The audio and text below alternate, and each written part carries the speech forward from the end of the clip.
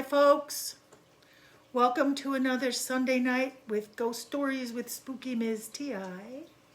We're early tonight. I posted it. If you missed our early start, I just posted it recently, so no worries. I'll save this to the Facebook page, and then I'll also post a YouTube link to it later too. But both of us have to get up really early tomorrow, and it gets dark here about 4:30, 5 o'clock. And it was just, the night was just going on and on and on, and I said, why don't we just do it now, and people can watch it whenever they see it. So here we are, and if you come on later, that's good too. So tonight I have, first of all, cheers. Since we have to get up early, it's fuzzy water and Dr. Pepper. But that's good too. So tonight what we're going to talk about is the woods. It keeps trying to reconnect. Tonight we're going to talk about the woods and what we can experience in the woods, and not the woods in terms of the woods that maybe a lot of people experience the woods, but sometimes, as I've told you with other things, when you are paying attention to things beyond just what is right in front of you, and pay attention to things with all of your senses, not just your 5 senses you learned as a child, but all of your senses, sometimes you can experience things that, although might seem unusual to many people, I think are things that happen all the time. So Ezra here spends a lot of time in the woods. And Ezra, since he's been a little boy, since he's been an infant, he's always paid attention to things beyond what we just see with our eyes. And he's always been aware of that. He's been an observer as well as a participant. So I'm going to turn it over to Ezra. He spends lots of time in the woods. Lots of time in the woods by himself, too. Yeah, I do. So tell us what you've learned while you've been in the woods. Okay. So, just like a lot of people, I go down the river. I go hiking. I go fishing. And, I spend time out there. I go out there with people. I go out there with my family and stuff like that. But I've also spent a lot of time out there by myself. And not necessarily that things have only happened to me when I'm by myself, but in fact, it's happened to me numerous times when I've been with other people. So the Facebook keeps trying to reconnect. I think it's because of the time of night. We'll just, if it says trying to reconnect, we'll just stop and pick it up where we left off. So it might be a little choppy, but such is life. Okay, so anywho, you can go to these spots just like regular hiking trails that everybody goes and absorb the woods and see these beautiful sights. But I found myself in places that are not on those trails where you really cut back into the woods. A lot of hunters do this. A lot of fishermen do this. A lot of foragers do this. But strangely enough, along this time when I've been out and about, I will find myself in these places where it feels different.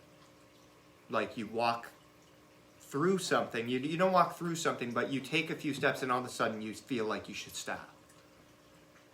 And I've encountered this more than once where I've been in a place and I've noticed that the light changes and the sounds change. Like there's always sounds in the woods. You have birds, you have the wind, you have the sound of water, you have the sound of bugs moving through the woods, cicadas, things, just life everywhere, and I've been in these places nearby that there's no sound, where it just stops and everything feels very strange, all of a sudden, and it almost it gets unnerving. Like you feel a little on edge, like I shouldn't be here, and I start looking around and you almost feel like something is watching you. And you really have to pay attention, though. You have to if you're not paying attention, I feel as though you almost might miss these places. I don't know if I've been drawn to these places, if I find them on my own, or if we find them together, like me and Loudon and my dad found a spot out in the woods that's just like that, this small peninsula and like this quiet area, just this low area that this, it's just, there's something about it. There's something about these spots. And how can you tell there's something about them? the environment changes. There's just like, the environment really does change. Like, again, like the sound stop, the lights, the light changes, the temperature changes. You almost feel like you're in a dream in a way. Yeah. So that's what I've found out in a few of these places. And you tend to find something interesting there, like a spring or something, or a tree, it's a tree that's old, an old tree is out there or something, or you have these where there's a change in what's growing in the forest, where there's literally like these lines of where this foliage will stop and the ground will change, into something else. And describe that, because you were just telling me about that place.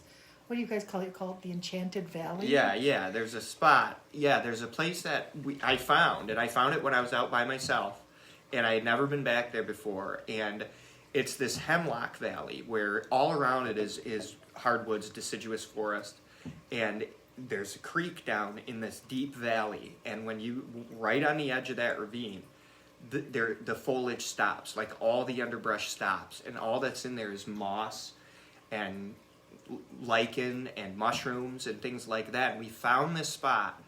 There's like a hogsback, which is like a narrow, long kind of hill that cuts down. And this hogsback is about a foot and a half wide, and it led down to this little peninsula where this grass was growing, where the sun was coming through in this valley.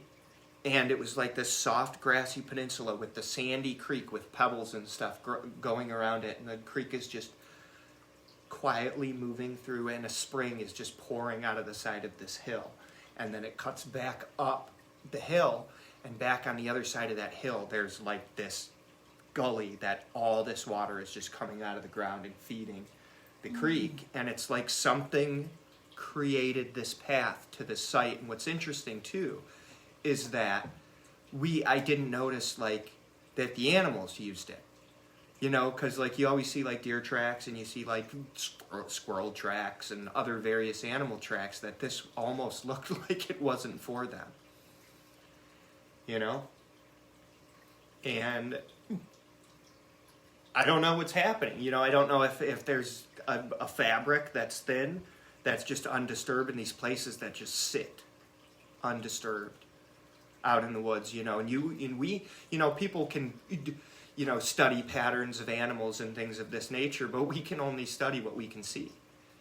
And how do we know what they're doing out in their own environment when we can't see them? When you can't see what every move that they're making, every place they go, every pattern they make, what do they avoid out there? Do they go around these places? Is my question. But therefore, I'm not sure. Yeah. So, have you been back multiple times to that place? Yeah, and it's still there, and it's the same. Yeah, it's still the same. Yep. Have you been there in more than one season? I haven't, no. In fact, I just found it this year. So, I was there in the spring, the summer, and the fall. Okay. Yeah. Should probably get out there in the winter. That'll be tough, but you can snowshoe out, or yeah, it's a hike in the winter. Yeah. So that's one place. You've been in other places. What about the one where you said you found that like made of roots that looked like a dwelling or something? Oh, that was that same spot. Yeah, I forgot to mention that, up in that area where the water was coming out of the ground, and it was just like, it was a root system that had been flipped up on the tree, but the tree was gone, and all that was left was like this big dome. And it looked like something could live there. But it was wet, but it was just like everything about this. There was a big yellow birch tree with chaga growing all on it, and just like there's things out there. There's just these little treasures out there that you can find if you look very carefully. Yeah.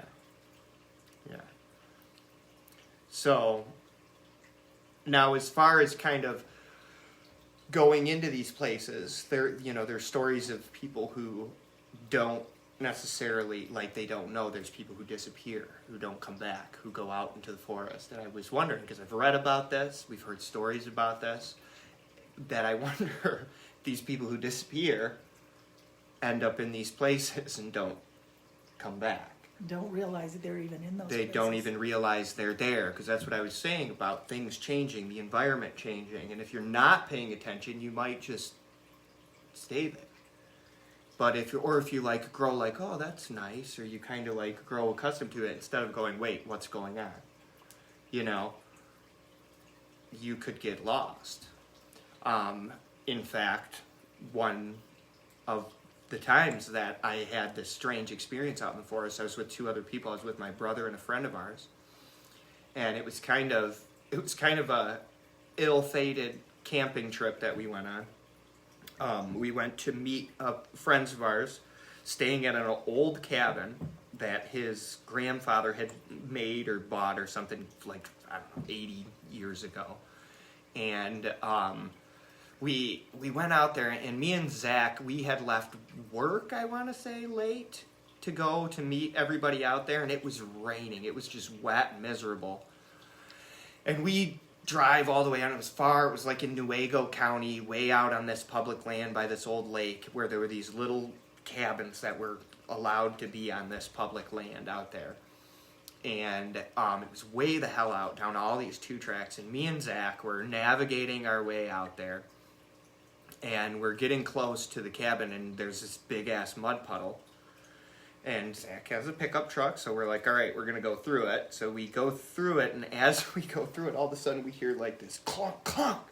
And the truck just stops dead. Just shuts off. And we're like, what the hell? And we get out, and it smells like gas. And what happened was, when we went through that mud puddle, there was a stick in the middle of that mud puddle that popped up, and it severed Zach's fuel line. Oh, jeez. Okay, so Zach's truck was literally stuck in a mud puddle, and we had to walk, like, I don't know how far it was, a quarter of a mile, I don't know, something like that. I don't know, not very far, but far enough, a little bit of a hike. And me and Zach started hiking around. We've never been there. Like, we were finding this cabin for the first time. We finally find the cabin and meet up with everybody. We explain the situation. Everybody's like, oh, what the hell? And, it sucks, too, is Zach's truck is literally blocking a trail. So, anywho, we had to try and figure out how to get the truck out of the mud puddle. And we were like digging through this cabin looking for pieces of hose and stuff, like we're gonna MacGyver this fuel line.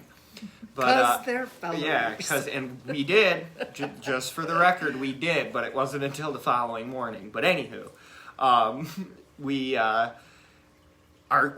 got to the cabin, and our project for that night, it was wet, it was raining, it was garbage. The other fellers were cozy in the cabin, playing music and hanging out, and me and Zach and a friend of ours were walking back and forth to the truck to try and fix this situation. So we walked back and forth to that truck 6 times. I want to say the last time, it was the last time because we were weirded out by this. The last time we walked to the truck, okay, and we had walked back and forth with parts and stuff to try and get the truck out of the mud and fix the fuel line and get it moving. And on the final way back, and we had walked a few times and we were getting tired. It was like 10:30, 11 p.m. at this point, and Zach is defeated, and we're all a little bit wet, and we had walked down this trail 6 times back and forth, so 12 times total between the truck and the cabin. And we it's this rutted 2-track, and there's mud puddles and stuff, and we're just trying to avoid mud puddles and stuff. But on this way back, we're walking, and I started kind of feeling like, oh, I'm getting tired. And I started kind of dazing myself. And I noticed I was walking and dazing myself, and I noticed that the trail looked different. Like it had gone from like this muddy 2-track to like this fine 2-track with just like nice leaves all along it, with like sand tracks down the middle. And I'm like, oh, like I didn't think anything of it. And I like glanced at Alan, and I noticed Alan was kind of looking like confused. And a friend of ours, and I was like, are we on the right trail? And right then Zach was like, did you hear that? And he like turned into the woods with his flashlight, and he shined over in the woods, and we heard like a critter, like something moving in the woods. But like right when Zach shined it over there, it stopped. And usually animals, like, they'll just keep going. They will keep running. They don't stop from a flashlight per se, unless it's really bright. But it stopped.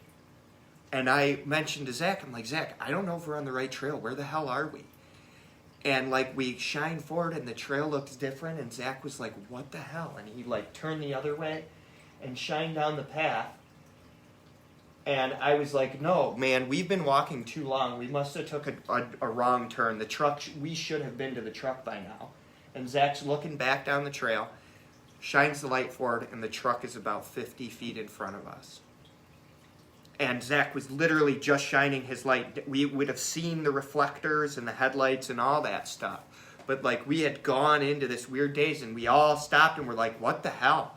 And our buddy and Zach all said, yeah, I felt really weird there, and like the trail did not look the same. And we all decided, all right, let's go back and just stay at the cabin for the rest of the night. And we did. The other thing that happened out there, which is very strange, was that another one of our pals that was out there, he had this silly knife. He had this knife that was this really nice knife.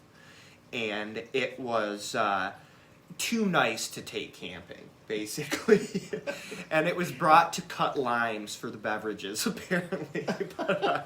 But anyway, this knife disappeared. And we looked everywhere for this knife. And this feller, he started to get mad at us, and we were telling him, we're like, dude, we did not take your goddamn knife. At this point, we would have given you your knife. We are not these kind of people that are like, oh, let's really piss him off. We don't do that, And so we hunted for the knife that whole time, too. So we had, like, these two, like, weird events happen out there.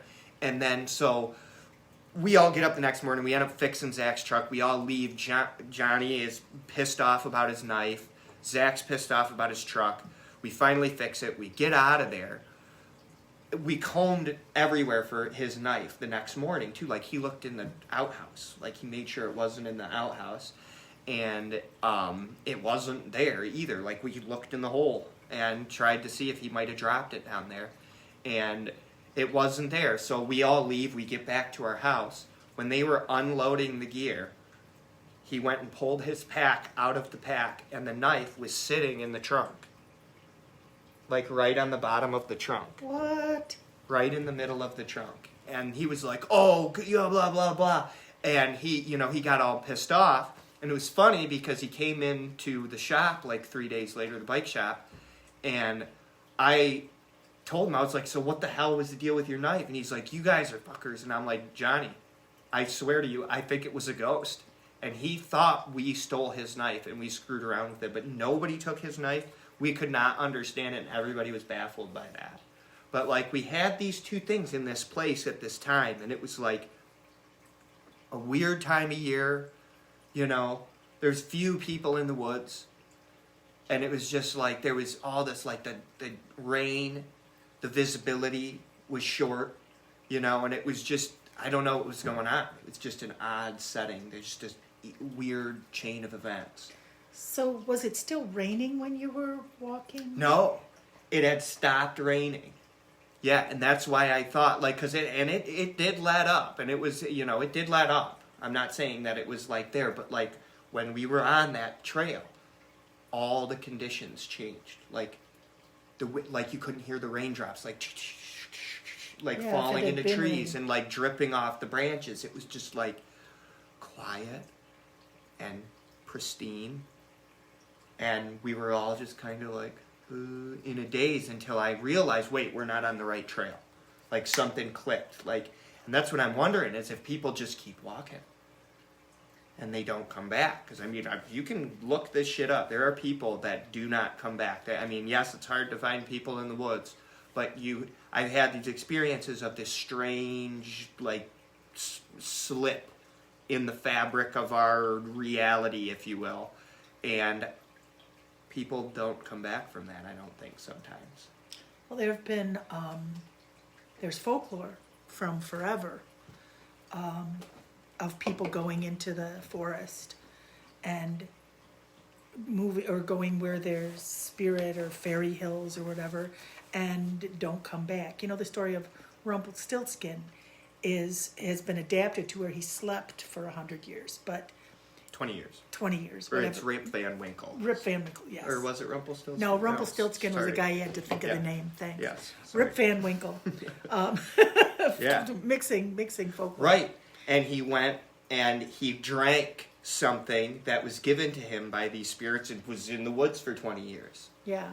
You And know? there's stories from Ireland about, they warn you never to eat or drink anything that's given to you by the spirits because you lose track of your own reality and become part of theirs. And people would disappear a lot. And sometimes I think in the ancient times, folks didn't travel much further than their own villages, and I'm thinking there could be some disgruntled spouse that wandered off to a different village. And Absolutely. no one knew and shows up years Yeah. later and said he was in the land of fairy. But Even now, people don't come back. They go and they're gone. And there's no trace.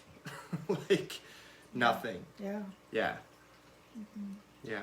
And, like, for instance, I don't know if you've talked about it on here, but, like, what happened to you at Bond Lake, right? Oh, right. Well, yeah, I did talk about my experience with those ethereal beings when I was a little girl. And I think it's the same thing. It's among that same thing. And, I mean, I guess, these undisturbed places is what I'm thinking it is. These places that there's just no real electricity. Yeah, there's radio waves everywhere and whatnot, but there's just, it's undisturbed. The wind and the rain, and that's it. The snow. And a few animals and insects that go through there. But there's passages through to other things in the woods too. Yeah. And there are things that slip through. Tell about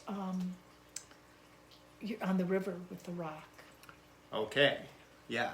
All right. And now this one was witnessed by two other people and corroborated directly after by two others. So there was 5 people, including myself, involved in what happened here. And to this day, I don't know what the hell this was. I don't know why or what. And I've looked into many answers to what this could have been. But again, it was out in this area that I explore regularly. That is quite a untapped area in this region. And we were out there fishing, and we had where we were fishing at was a solid hike from where you could park. At least 3/4 of a mile in at least. And it's heavy terrain. It's not just through a field and down the path. It's in the woods. And we split up. Again, my brother was out there, and 3 of our friends, and he and another buddy of ours, they cut off from us early on, and we continued far down to where this creek came into the main river that we were fishing. And we wanted to hit that little creek and then work the main river. So we got down there, did our thing, and we started working our way up the main river. And one of my friends was downstream about, let's say, 100 feet. And it's a very overgrown bank, like I couldn't see him, but he was right there. And then another one of my friends was, something had happened with his fishing gear, and he was sitting up on the bank, like directly behind me, probably 40 feet from me, 50 feet from me. But he was up on the bank, and the banks were probably 4 feet off the water at the top, maybe 6 feet, probably 6 feet on the opposite bank, but 4 feet on this bank.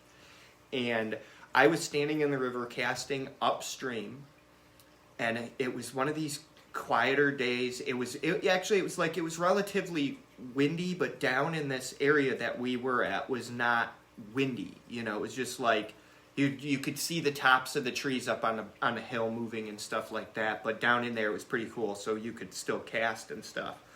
But I was casting upstream at this rock, this bigger rock in the river, and I was there for 3 to 5 minutes fishing.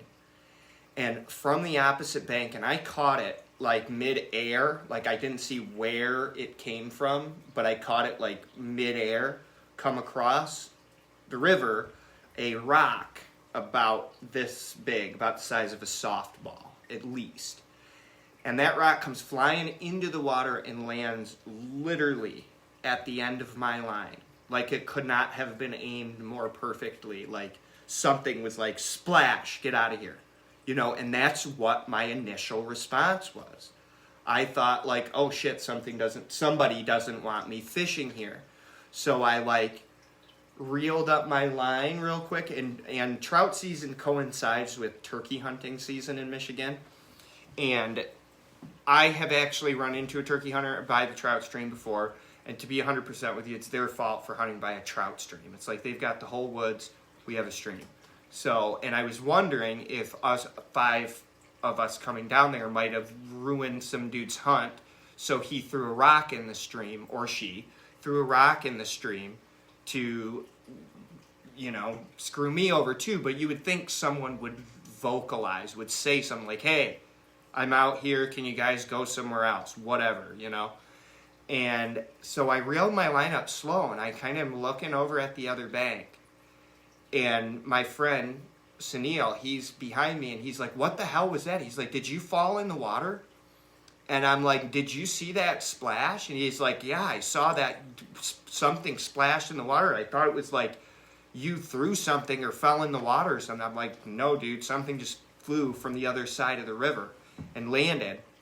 My other friend comes up the stream and asked again, too, what was that huge splash? Because he thought I, like, caught a fish. And we got up on the bank, and we looked across that stream, and we looked for probably 20 minutes. I was done fishing at this point because I was wondering what the hell where this came from. And the 3 of us stood there and looked across that bank and waited for something to move for probably 20, 25 minutes. And it wasn't like we were sitting still, you know, we were sitting there talking to each other, but I kept my eyes on that opposite bank and just scanned the opposite bank for almost a half hour, and nothing moved. There was no one out there. I mean, if you're sitting still for that long, like, bravo. I mean, I'm sorry. And I don't care how good your camouflage is, I probably would have seen you. You know? But who knows? Who knows? But then again, if it is somebody out there throwing rocks and then hides in the woods, it's a little weird. It's weird. It's pretty weird. Yeah, so, but we just, you know, we were baffled. And then Zach, my brother, and the other feller come down, and I told him, I was like, what the hell, you know, this rock fell in the water. And he's like, dude, that's weird. That's really weird. He's like, he was camping out there one time, and he heard something banging on trees and causing like a ruckus out there one night. So we said that it was a Sasquatch. But still, I don't know. There's no evidence of that shit. So I don't know. But we call that fishing spot, we call it Sam's Hole, because it's Sam Squanch's hole. Because Sam is Sasquatch. We got a rock thrown at us, and Zach had like trees and stuff banging around out there. But again, this is all in this strange corridor where this river flies through, and there's this feeder creek that cuts way back up into this swamp and woods that is highly inaccessible. And it's just, there's stuff out there. You know, there is. But it's not, I don't think it's necessarily dangerous. I think it's just something you have to be aware of. You know? Yeah. Have you run into other times where you felt like you ran into a being?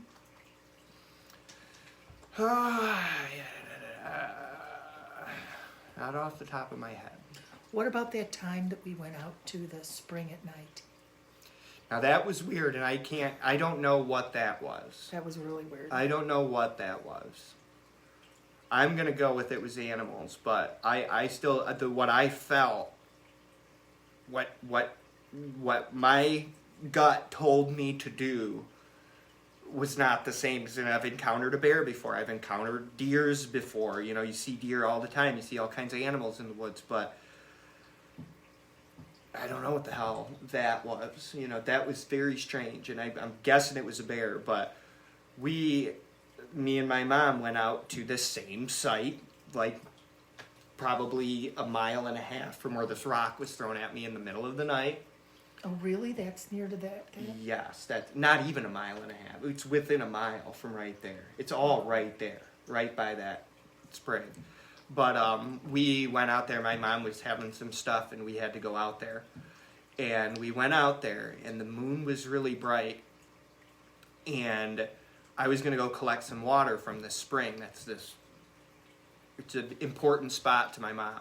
It's one of these spots that she has found out in the woods that's like, and again, you go there and you go, something is different here. Yeah. And we went out there, and I go in the woods. I being out in the woods by yourself at night is a little scary, but you just gotta not be scared. And if there's animals, it's just one of these things. Just be careful.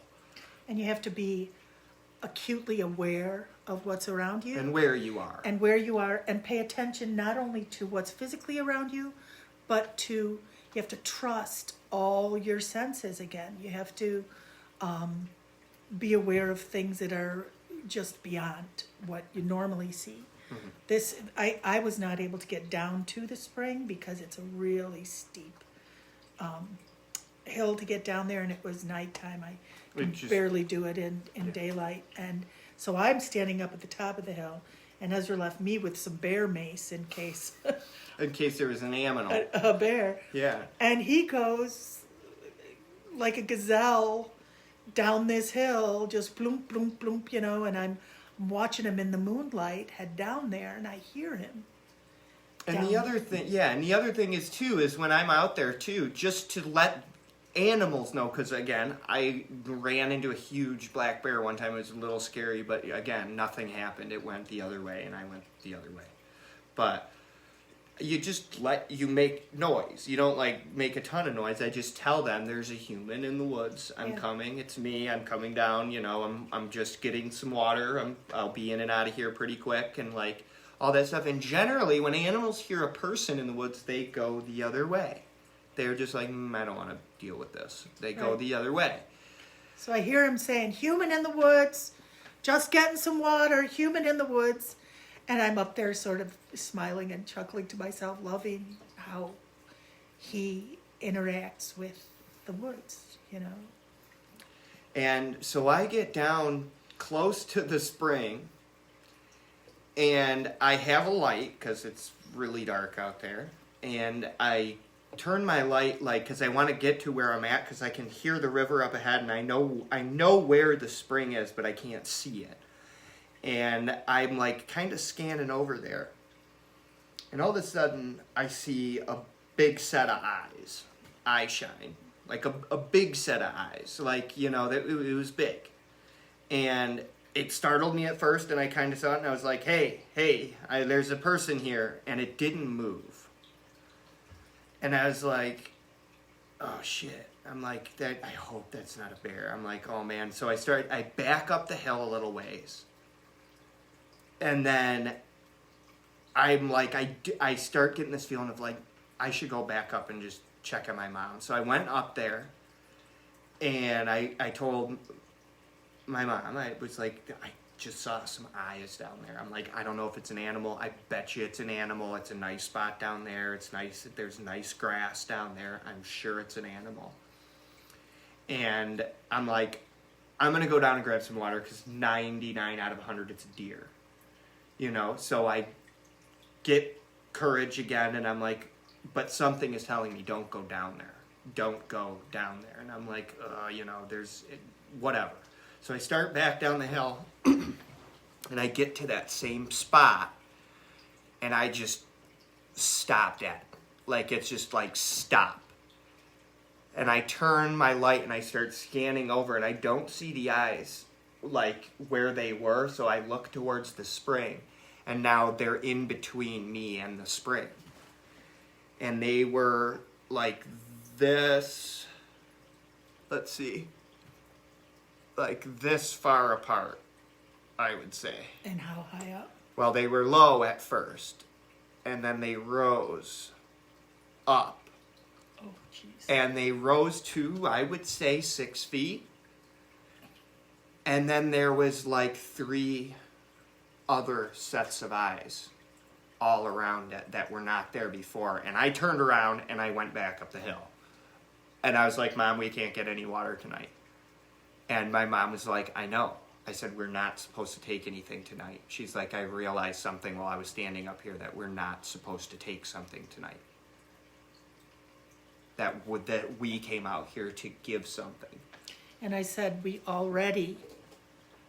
that what I was looking for, I had already received, and realized that if every time we go there and we take water out and just take something from there, it's extracting, it's just taking. And so we talked about how we need to put something back. We need to take an offering back the next several times that we go out there before we take anything else. I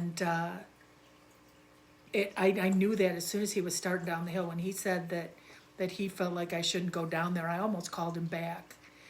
But I was already feeling this, even from the way the moon was, it made like the forest glow almost. And across the river, the bank rises up pretty steeply, and that whole bank was illuminated, and I just felt this energy coming off of it.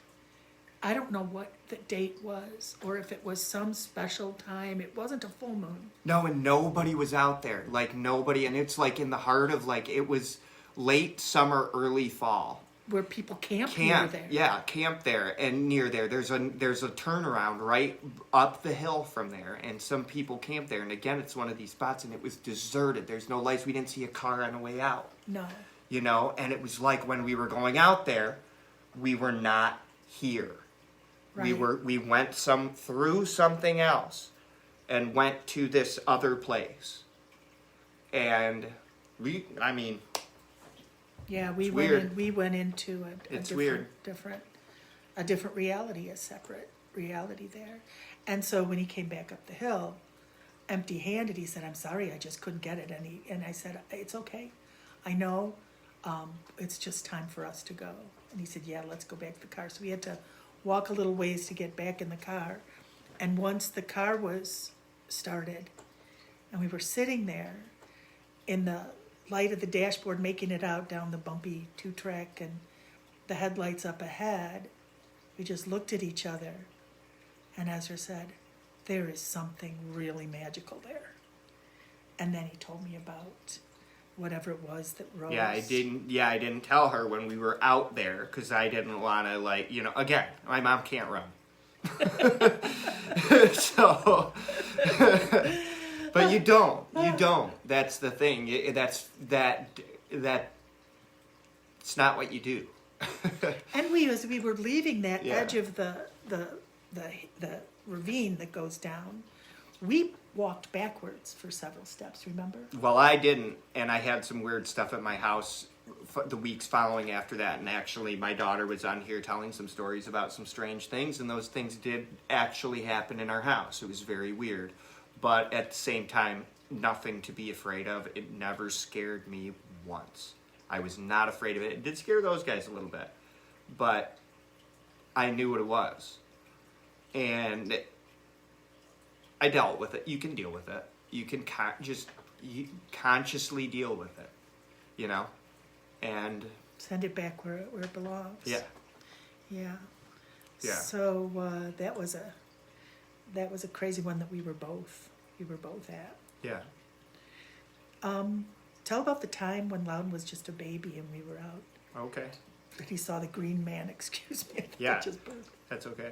And again, one of these spots, again, it's all in the same area, and it draws you back. And I've spent a lot of time by myself out there, and it draws you back. But again, since my kids, and it's such an important place, they've been out there several times. And when my son was a little baby, we were out at this site that was actually a campground that's now no longer a campground, but the site is there, and you can go and hang out. It's a really cool spot.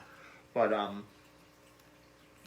I've heard stories from different people, not just us, not just weirdos like us, but other people who've been there, who said there's something about that place. It's scary, it's creepy. There's something going on there. Blah blah blah blah. This, that, and the next thing.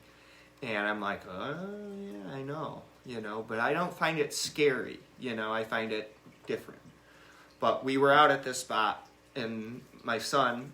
He was a little dude, 2 years old, something in that neighborhood. He was 3 just years old. starting to talk. Yeah. He and Maggie had their own language. They're twins, and they had a twin language. But he was just starting to use what we called grown-up words. Yeah, there you go. And he started getting kind of like fussy out there, like he needed something. And I carried him up to the car to go get, I don't know, whatever it was. Change a diaper or something, maybe. Something like that.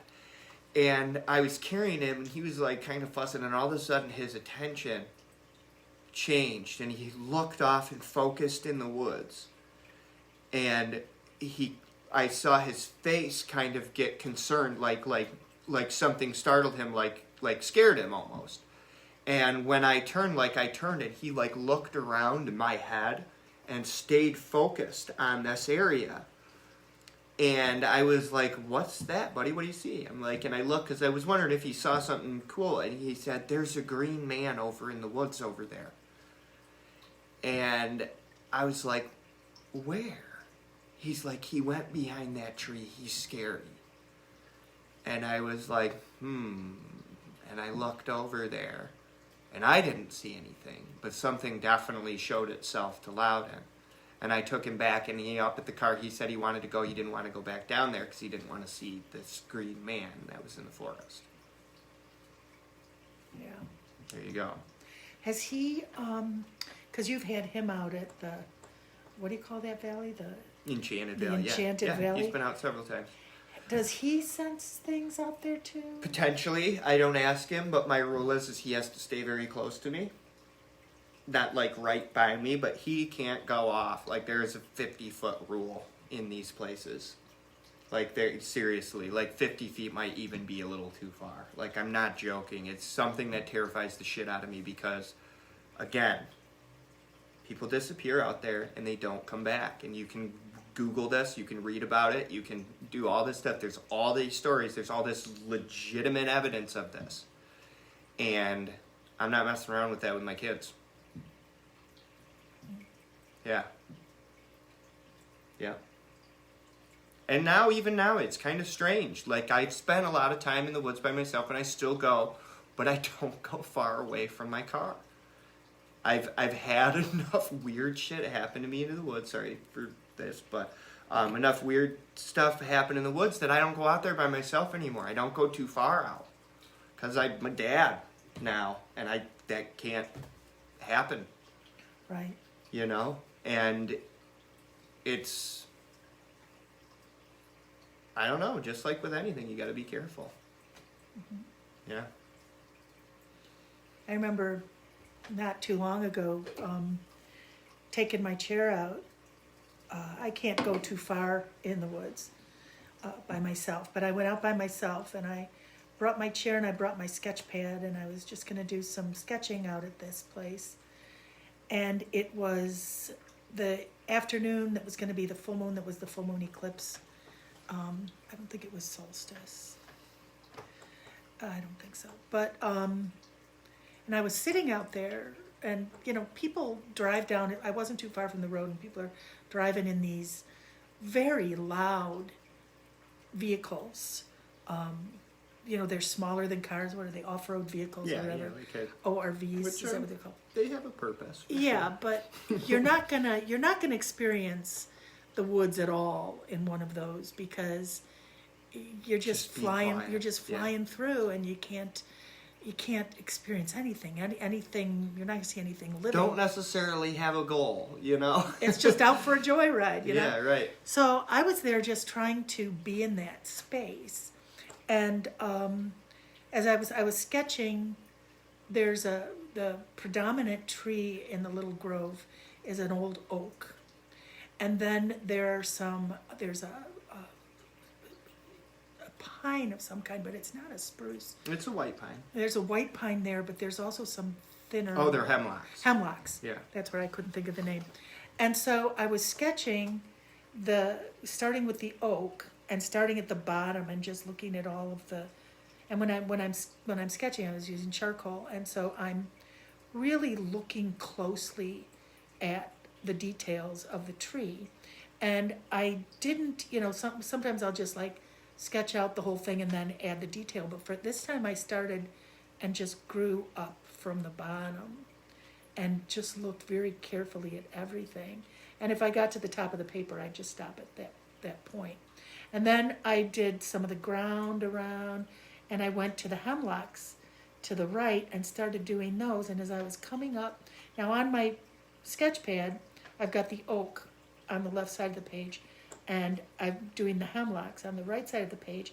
And so I'm holding it up, and I'm looking up, and I'm drawing, and I'm looking, and I'm drawing, and I'm looking, and then I looked up, and everything between those two trees was doing this, like this, like vibrating, like it was like there was, and I stopped. So it was like a wall of energy or something, and I stopped drawing and doing, you know, that close and far, you know, focusing, because I thought maybe my eyes were tired, and so I just sat back and set the sketch pad in my lap and looked back up, and it was still there. And everything that I had seen between those two trees in the background was no longer visible. It was obscured by something in between them, and it's hard to describe. It did not have a sound, and as a matter of fact, at that point, I noticed that there was no other sound in that grove. I couldn't even hear the creek, and I was sitting in my chair. My car was not too far behind me, and so I knew I wasn't going to end up going in there. I was not going to go into that doorway, but I wasn't sure if something was going to come out. And so I just sat there and observed this, and I just said, "Hello, I'm here on this side." And it just went and was gone. And this is the same place that he saw the green man, and that Loudon saw the green man, and that many other things have happened. There's a gate there. Yeah. There's a gate that I think things come through. Yeah. And I've talked to people who don't, this is not a topic that they talk about, what we're talking about now, that have camped out there in the past. They go, I don't like going out there. I don't camp out there anymore because it's creepy. You know, like they can pick up on it. These people who this doesn't occur to them. Like this is just something that is not part of their life. But they can still sense that there's something going on out in those woods. There's something. Yeah. And I think those gates are in multiple places. I don't think it was just between those two trees per se, but it was, Can't figure it out. yeah, it was just in there. And I think there's things that come through. And I wouldn't be surprised if someday we find out that things like your Sasquatch, maybe Yeah. it's a living thing Who knows? that can slip out of this dimension into a place and hide out there. Who knows? And so maybe, because there have been people who found evidence, and there's more and more. I know this is really fringe stuff, these cryptids, is that what they're called? Yeah. But why not? Exactly. Yeah. If it's there, if you've experienced it, if I've experienced it separately Other and people together. have experienced that. There's actually a documented case where the DNR got involved right in that area between those two roads where that campground is marked, where two bow hunters heard extremely loud screaming out in the middle of the woods, got separated. The DNR picked up one of the guys. They had to go find his other friend who had been kind of chased in the opposite direction, and they both said that there was extremely loud screaming, and one of the guys that got chased in the other direction claims that he approached a thicket to cut through to get back to his car, and the entire thicket started to shake. And this is, you can internet this is on the internet, but they claim that who knows what it was, but they heard something weird, and the Michigan DNR corroborated that event, and that's right there. How long ago did that happen? Early 2000s. I want to say 2003 Whoa, not or like the 2005. 1930s or Nope. I want to say 2003 or 2005. Wow, Yeah. I did not know that. Yeah, you can look it up. I'll show you. I will. But just saying, it's in. So there's more in the woods than just mushrooms you're hunting, Or deers, or deer, or trouts, or trout, Yeah. or trees, or Fun. animals, or fun, or vegetation. There are, Mhm. we share those spaces, I think, with far more than we're aware of, which is, to me, one of the most important reasons to protect these spaces Yep. and to keep places wild. And when I see opening up these pristine places for more extraction or development, it worries me. Yeah, we've separated ourselves from this, and this is the other thing why I look into this, is because when you study history of ancient people who were very connected to our earth, they all have these stories of these things that happen, of these places that are sacred places and places that you have to be careful of, and these stories of, if you do this in these certain settings, you might not come back, so be careful. And these stories are across the world from when we were connected to nature. And nowadays people hear this stuff and they're like, oh, you're crazy, whatever, we have thermal cameras and satellite imaging, but maybe those aren't the tools you need to find what humankind has experienced for tens of thousands of years. Maybe they're not. Maybe someday science and technology will devise the kind of things that will be able to find and measure that. Mhm. Meanwhile, we see it with things beyond our eyes. Do you have anything else you want to add? I don't think so. I think that's enough. Well, Enough weirdness. Enough weirdness for one night. Well, thanks, Ezra. Thanks for coming. And sorry we went on earlier. It's really hard to just bide our time till 9 o'clock when it gets dark at 5. I don't think I could have hung for this long after 9. Right. It's been a long day. We would be talking about what we were. We'd be talking about what we were going to be talking about right now, and I'm glad that we're about to wrap this up. You all have a wonderful night. Be safe. Wear a mask. Wash your hands. Take care of each other. Be kind. And when you go into the woods, remember, we share it with more than just our other corporeal beings. Just stop and pay attention sometimes. Good night, everybody.